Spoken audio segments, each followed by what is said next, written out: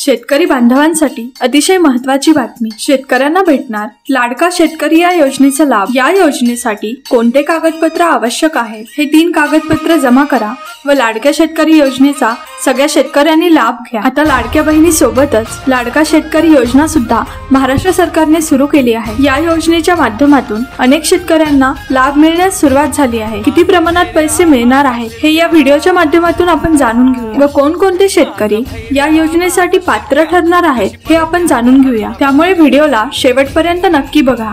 शेतकरी बांधवांना या योजनेसाठी एकूण 3 कागदपत्रांची गरज पडणार आहे। हे 3 कागदपत्र कोणती हे जाणून घेऊया। पहिले म्हणजे तुम्हाला तुमच्या शेतीचा सातबारा उतारा लागेल, त्याचबरोबर तुमचं आधार कार्ड त्या ठिकाणी लागणार आहे व तुमचं बँक अकाउंट तुमच्या आधारला लिंक पाहिजे आणि आधार हा मोबाईल नंबरला लिंक असणे गरजेचे आहे। या गोष्टी तुमच्या झालेल्या नसतील तर तात्काळ करून घ्या। काही दिवसांमध्येच ही योजना सुरू होऊ शकते, त्यामुळे तुम्ही नक्कीच तयारीला लागा। या योजनेमधून शेतकऱ्यांना व्यापक मदत मिळणार असून त्यांच्या जीवनात सकारात्मक बदल हो हाच हेतू आहे। भारतातील मुख्य स्रोत असणाऱ्या शेतकऱ्याकडून अनेक वर्षापासून दुर्लक्ष होत असल्याने कर्जबाजारीपणा, कृषी उत्पादनातील सामग्रीस वाढ, बाजारपेठेचा अभाव आणि नैसर्गिक आपत्तीमुळे होणारे नुकसान अशा समस्यांना शेतकऱ्यांना सामोरे जावे लागते। त्यामुळे महाराष्ट्र सरकारने लाडका शेतकरी योजना सुरू केली। मुख्यमंत्री एकनाथ शिंदे यांनी बीड जिल्ह्यात एका सभेमध्ये ही घोषणा केली। पूर्ण माहिती ही समोर आली नाही, परंतु सोयाबीन आणि कापसामध्ये प्रति हेक्टर